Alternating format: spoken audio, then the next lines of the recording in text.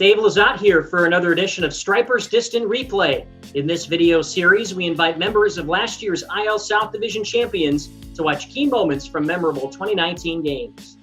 Today, we'll throw it back to May 8th, 2019 against the Buffalo Bisons. Austin Riley, making his first career start in left field, produces his fourth and final multi-homer game with the Stripers, going 3 for 4 with home runs 11 and 12 and 3 RBIs.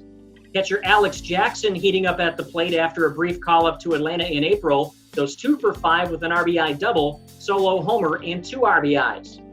Riley and Jackson both join me for today's episode, alongside former Stripers hitting coach Bobby Magallanes. We're going to go ahead and jump to the bottom of the 6th inning. The game's tied at 2-2 at this point. We've got Adam Duvall leading it off, and we'll take it from there. Big Doobie. The guy's the GOAT. Pierce hitter. That's a special talent right there. And you know, the thing about him is he's just like, I was playing golf with my dad yesterday, and he always beats me in golf. But it's like a quiet, like he just like kind of like goes about his business, and next thing you know, he's like 4 strokes ahead. And I feel like that's how Doobie is. He just kind of like, goes about his business, doesn't really say a whole lot, and next thing you know, he's hitting 30 plus home runs, and his power's out of the world, as everyone knows. That's so true. I mean, he doesn't say many words, and he'll give you like a little smirk sometimes, and you just know once he gives you that smirk, he's about to do something special. And sure enough, he just starts hitting balls left and right, 450 feet. Alex, this is you at the plate. This is your third at bat of the ball game. So at this point in the year, you're coming off your first career call up to Atlanta. You were up there just briefly, but what's your confidence level like coming off that first career promotion? You know what? I would say the confidence level is, obviously there, after being able to experience that. And it's something that you look to just continue to build on. And, you look to be able to get in your zone and just carry that, and hopefully down the road being able to get another call up sometime. But I mean, for me, when I got back down to Gwinnett, you definitely have your confidence behind you, and you kind of get in that box with a little bit of a feel of, hey, you know what, let's go to work. You don't doubt yourself as much.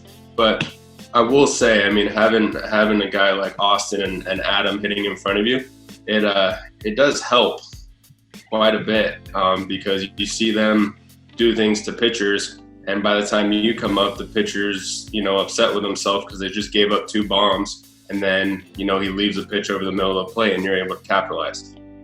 So for me, being able to have guys like that, our team, not only them two, but the rest of our team, as Mags and Austin will include, every single pitch there's an opportunity of someone doing some damage, and it was a lot of fun. It was a very special group, and it's one that you can see in the video. We had a fun time playing the game of baseball. Yeah, to add on to that, Jackson, having guys that me, Jackson, Duvall, those same type hitters, those power hitters, you can learn from their at-bats when you're in the dugout, watching how the pitcher, pitchers are going to their tendencies, and, you get 2 guys that are pretty similar. You get to watch their at-bats. Now you kind of go up to the plate, have a plan of, or a better plan of what they're trying to do to you as well. After the RBI double by Alex, we've got Pedro Florimon at the plate. Another veteran member of last year's lineup. He was a guy that in the second, we came back from the All-Star break, I think, if I'm not mistaken, Dave, if you can check these numbers, I think he led the International League in hitting after the All-Star break. Yeah, he had 338 after the break. He went off, and again, he bought into some of the things we were trying to do there. At the beginning, he was slumping a little bit, getting a little discouraged. But once we got back, he really started working on his swing. I think that All-Star break cleared his mind, came back fresh, worked on just a couple things. and he ran with it. Again, he started getting a routine, which he really didn't have one earlier. Then he ended up getting a good routine going, some good drills he was doing before just to get going in the cage. And he just exploded. And boy, this guy, the power's there. He's another guy we talk about power. He's got power. He just didn't tap into it earlier. But then again, he did a nice job and had a really good second half, and probably was our hottest hitter, one of our hottest hitters in that second half. Yeah, he was definitely another one of the quiet guys. I mean, he didn't say many words, but when he got in between those lines, I mean, like with Doobie, you knew he was there. You knew he was gonna, put 100% effort into it all the time. And he was a guy that it took some understanding, just because he was so quiet. But once you got to know him, I mean, he's an awesome guy. He was fun to have on the team, and his play speaks for itself. Yeah, real respectful young man. Like you said, Alex, I agree with you, man. It was a pleasure to be his hitting coach, and again, a good teammate. Like you said, doesn't say much, but he's a good teammate. He keeps himself and again had a real good second half. Well, here's a guy upcoming that was a real good teammate too. I know for you guys, Ryan Lamar. What a guy! Good old Lamar. Hey, nobody. He led our team in hitting. You talk about a hard worker. Oh my goodness!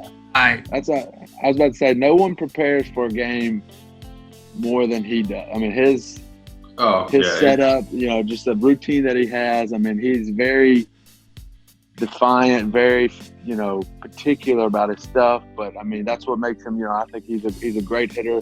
He's always curious to learn. And always, whenever, things weren't going for me, I was always talking to him. He was always talking to me. It was just a very good, relationship there as a baseball player. For an older or veteran guy to be able to go to, just to learn a lot about baseball. Yeah, he was a very smart mind. He is very intelligent, very thorough with all the stuff he does, his preparation, and it shows in situations because, he's always thinking. He's not necessarily, he's always planning for a situation.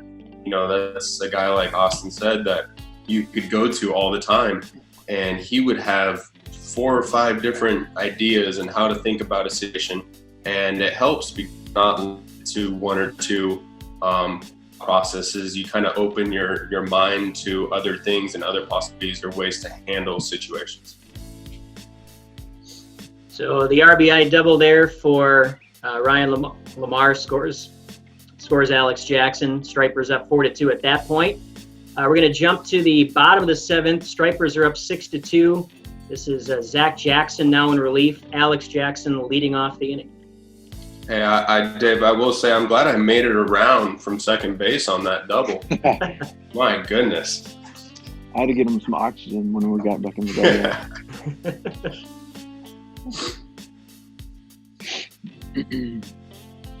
All right, Jackson, hurry up. Jackson versus Jackson here.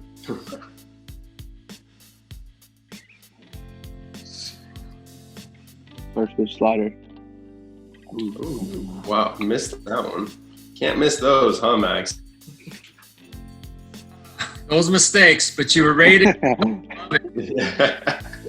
Max is being super nice right now. You were ready to hit. You were down. I love it. Love it. What was I had a lot of sayings last year, but one of them, if you guys remember, I said a moving bat's a dangerous bat. No doubt. True. You got to give yourself a chance. Yes, sir. Just one off speed. Ooh, wow.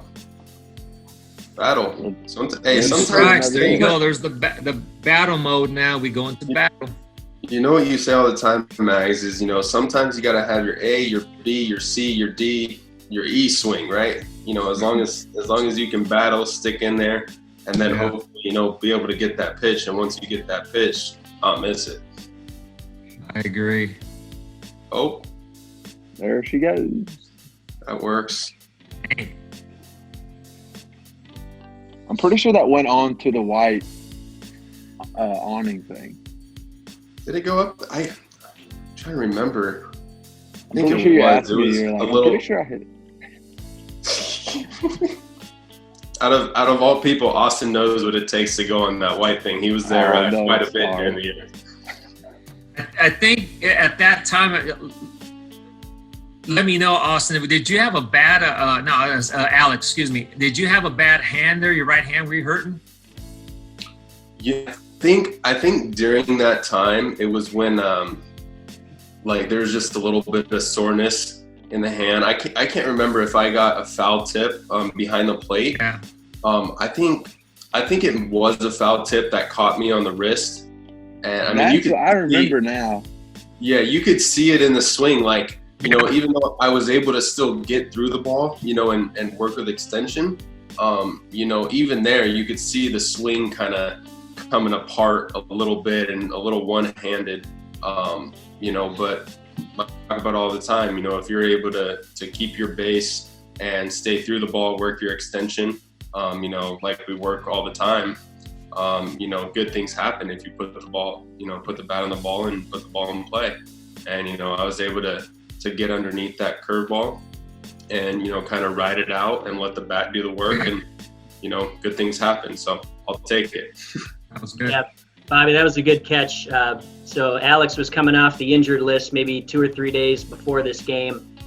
We never list the injury, so I don't know exactly what, but I know you're high-fiving guys with your left hand there, so right. We'll pick up on you.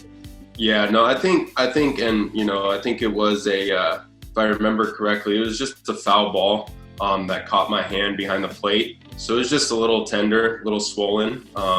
And so, you know, I was like, hey, you know, sometimes you got to play through stuff. You gotta, you know, strap it back on and keep going, and, you know, able to do that, you know, and help the team, you know, put runs on the board for the team and stick in there. You know, that's what it's all about. You know, sometimes you have to deal with little aches and pains. You know, we all deal with them. You could ask Austin, you could ask, you know, any player, but, you know, that's what we sign up for, and being able to, you know, lace up the spikes and, you know, put the uniform on and be out on the field. That's what matters, you know, supporting the teammates and, you know, putting runs on the board. So we're going to jump to our last at-bat here. Bottom of the 8th inning, Stripers leading at 8-2. This is right-hander Francisco Rios now on the mound for Buffalo, and this is Austin leading off the inning. What inning did you say it was? This is bottom 8. You're already 2 for 3 with a home run and 2 RBIs at this point. Wow, not too bad. Oh, that was a ball. Definitely said something to the umpire. You'll let them know. No, I mean, like that's not I'm not doing damage with that pitch, that first fastball. So, you know, my thought process is, you know, something over the plate, something I can drive, and, you know, that wasn't something I could do damage with. So that's the reason why I took that. Looked like I just fouled off another pitch or second pitch. I'm down 0-2. So back to that battle mode up in MP.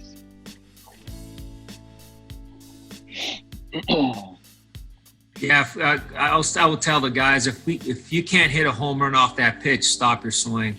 Right. That's, you know, learning that and really dissecting that and thinking about that when you're, you know, putting your plan together, going up to a bat. It made you know, even this past spring, that made a world of a difference off me not chasing pitches.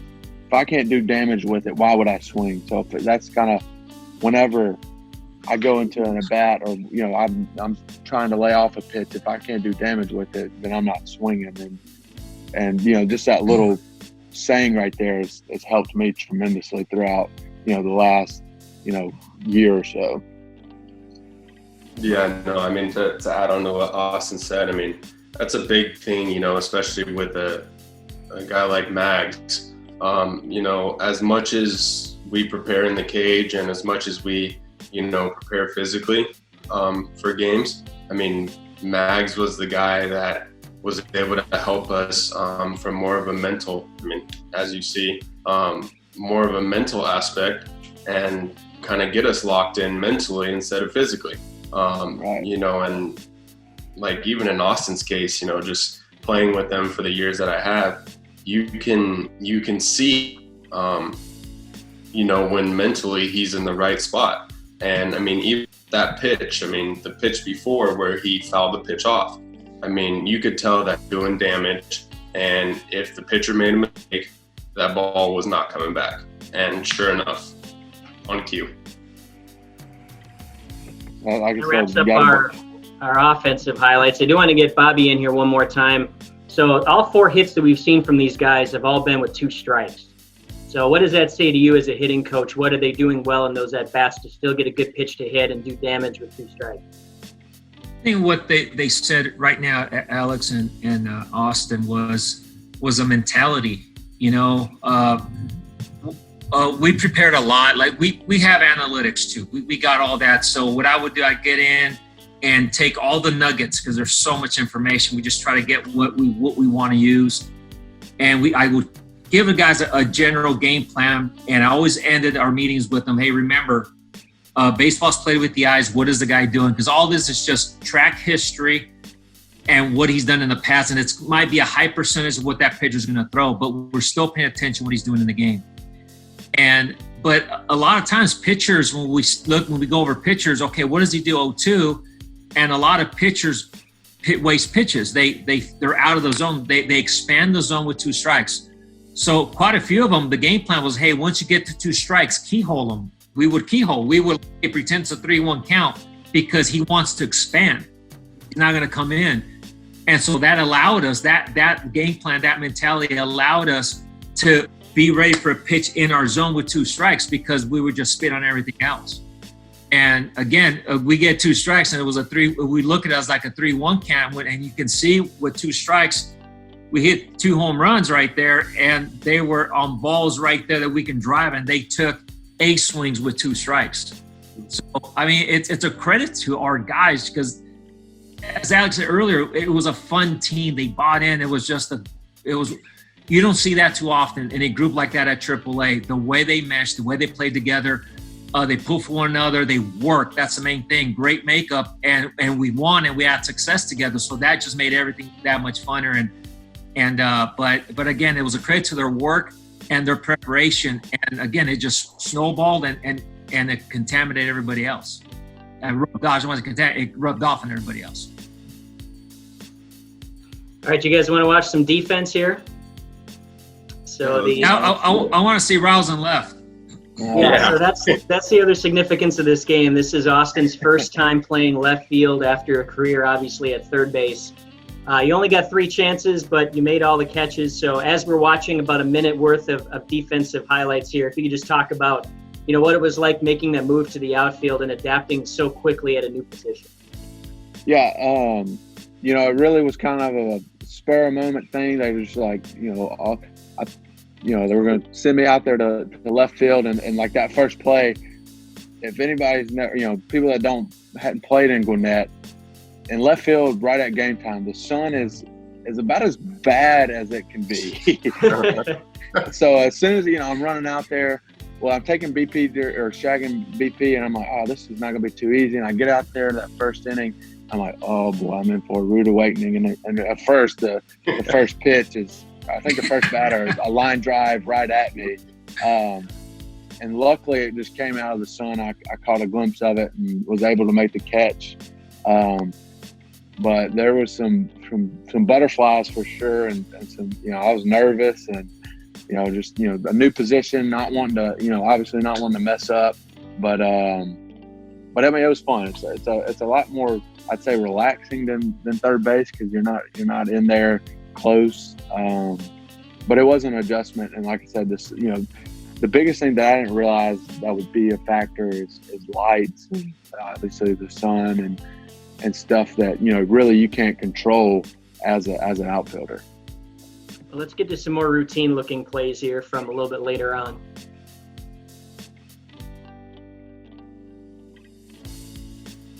Yeah, I felt pretty comfortable on that one. Saw that one the whole time. The biggest thing for me was footwork. Just getting my first steps. Whether it was in the gap, down the line, in, back, whatever. That was the biggest thing. If I could get my footsteps down, I thought I had a pretty good chance of being able to catch a line drive to my right there. That was just as a player, as an athlete, anything that you get thrown at, you want to be somewhat good at, somewhat not make a fool out of yourself. And that for me out there, I was just trying to make the plays, trying to help the pitcher out, and really just do my job out and left. I'm going to start off with Austin here. So you made your AAA debut with Gwinnett in 2018, missed about a month with injury that year, came back to start last season. Going into 2019, what was your mindset in coming back to AAA? Just try to be more consistent with everything about my game. There was still some stuff fine-tuning with my swing that needed to be worked on. And really, just like I said, just be more consistent with defense, with my preparation before the game. Just trying to really find myself as a complete player, going forward into that 2019 season. And that was my goal: cut down the strikeouts, bump up the walk. Was able to do that, in the beginning of the last season. So that was for me. It was a successful, season in Gwinnett, to like I said, to drop the strikeout rate, to bump up the walks, and like I said, just be a more complete hitter. Well, as we saw from the highlights in this game, at this point in the year, your bat's ready for the majors. The one thing was, you're a third baseman, you're blocked by Josh Donaldson. So making that move to left field, obviously that was integral in you going up, but as you talked about when we were watching the defensive highlights, how important was that for you to catch on to left field so quickly in order to get up there? Yeah, it was huge. Sometimes I noticed as I played more and more in left field, there you go a day or two or sometimes 3 days without getting a ball. So, those first couple games in Gwinnett, able to get some balls, in live games, I thought that was huge. Like I said, even having that sun there, it made me realize that there are some obstacles that I didn't, know, when I first moved out there. So I think it was huge. The biggest thing is seeing balls off the bat. And, as an infielder going into the outfield, BP was huge for me too. Getting out there, taking those live reps when guys were hitting, batting practice was also key for me. So looking back at last season, your major league debut, you started off red hot. You were National League Player, Rookie of the Month for May. Then you had some second half struggles. You had the knee sprain injury at the end of the year. Looking back on the full experience with the Braves last year, what did you learn? It's a constant game of adjustments. As soon as you think, you figured it out, this game will humble you quick. And the biggest thing that I didn't do last year, what I thought was, when pitchers made adjustments to me, I didn't make them back. Once they figured out kind of what I was trying to do to them, they made an adjustment and I didn't. And then really just putting a lot of pressure on myself. Once things, were going south for me, I put a ton of pressure. I think that made it kind of, fall south even more than what it, I thought it should have. And really getting back to that routine that, that me and, B-Mags and Brumley all kind of put together at the beginning of the season. I got away from that once I got up there. And, that was kind of what I took from this season is just not putting too much pressure on yourself and making those adjustments. Well, lastly, going into spring training this year, you get a chance to move back to third base where, you've spent the entirety of your career prior to last season. You go out and you hit 357 in 12 games. I know the shutdown, really kind of put things on a pause for you, but how good were you feeling going into this season? Really good. I went to Dallas a couple times to work with Brumley, and then along with B-Mags, and then to me, them two have changed my whole hitting, career moving forward. Them two guys are a guru. I call it the B-Mags and the Brum effect. Whenever guys get, with them and work with them, it's going to be over. And that just goes to show what the, Gwinnett did this past year is guys, they can teach guys how to freaking hit. And, going into the spring, having that routine and not getting away from it was really a big, weight off my shoulders to kind of the way, things ended last year. Well, the transition over to Alex. You, like Austin, you made your AAA debut with Gwinnett in 2018, played 35 games that season. Heading into last year, your second year, your first full season in AAA ball, what was your mindset going into the year? You know what, for me, it was just building, building off of the year before, learning how to make my game more consistent, and just try and improve overall with every aspect of my game. For me, being behind the plate, you really have to understand how to work with pitchers. You really have to understand how to understand the feelings of pitchers. And there's so many different aspects that come with the defensive position, in catching, that me personally, there was times where I would get caught kind of putting my hitting, to the side. And then finally, a couple months into that, Mags and I, we started talking more. We really sat down and we kind of started brainstorming. And then, we started working. And, like Austin said, B-Mags and Brum, they'd come in, we'd work. And then next thing you know, it's like, boom, you get hot, you're putting up numbers. And then, you start understanding how to kind of put your whole game in one, and kind of just build onto that. So, I think for me last year was about getting experience, working on my craft, not just hitting, not just defense, but just my all around game. So last year you hit 28 home runs. It's the most ever by a Gwinnett catcher in a single season. You've had power throughout your career, but not to this level. How did you really tap into that power last season? I think for me is I finally got to a point where I gained a lot of my confidence back. I believed in myself. I wasn't always going up to the plate with a what if mindset. And a lot of that was, I actually talked with Mags yesterday on the phone. We were talking with each other and just catching up, seeing how everyone's doing, making sure everything's okay.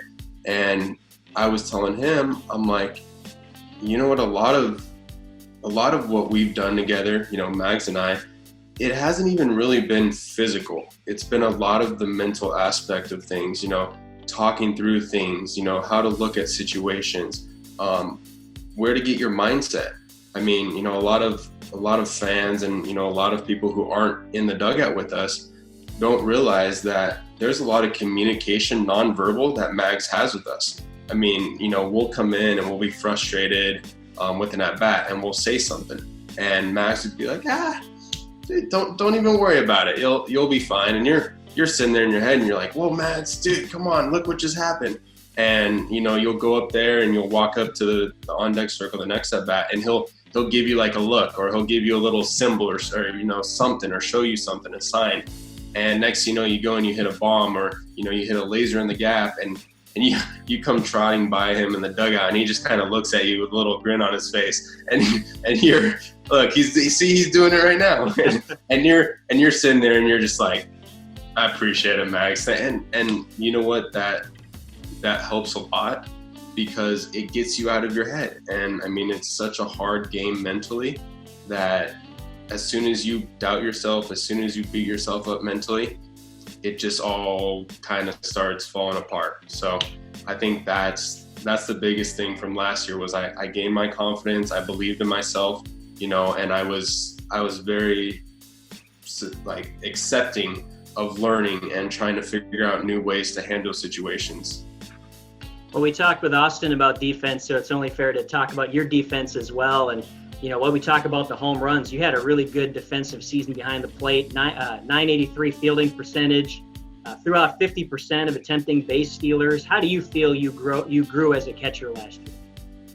I mean, I felt like I grew tremendously. And it's honestly, it's even the same thing. I mean, we had Damon, you know, as our manager, you know, and we had Einar, you know, who was a catcher, and it's the same exact way with Mags is how it was for me with Damon and Einar. You know, and that shows, like I said earlier, you know, the whole staff, we all had that same connection, which made it fun. And, you know, I would go in there and work with Einar. I would talk with Damon. You know, we'd have those little, you know, side meetings where we would just kind of, you know, work more of mentality things and, you know, really learning how to work with the pitchers, you know, from the aspect of what does a pitcher want to do? You know, how does a pitcher want to attack? What's the pitcher looking for? And I think that really allowed me to better my defense. You know, being able to understand that I'm telling the pitchers, basically, hey, I'm here for you. You know, I'm going to make you look as good as I can, and you throw anything at me and I'm going to be able to handle it. So, you know, that was the biggest takeaway for me, is just being, you as a catcher, you have to be as selfish as you can, as selfless as you can. And that was something that I really took to heart and had to learn, you know, because your number one priority is the guy on the mound. You know, you're there to make him look as good as you can. You're there to help him through as far as you can.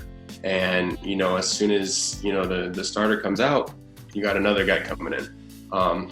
So I think it's just all around, you know, every aspect of the game, and really getting into detail and getting the mental side of things kind of in check. That's what helps a lot. And last question for you, Alex. So you made your major league debut last year with Atlanta, 4 games. What do you need to focus on to get back up to the majors and ultimately stay there? I think for me, it's going to be consistency. You know, consistency and getting my hitting to where I know it can be and where I know it should be. You know, and so that's why for me, you know, talking with Mags and, you know, keeping in contact with Brum or Mags, you know, and that's starting the cycle to when we do pick up, you know, we get right back into it.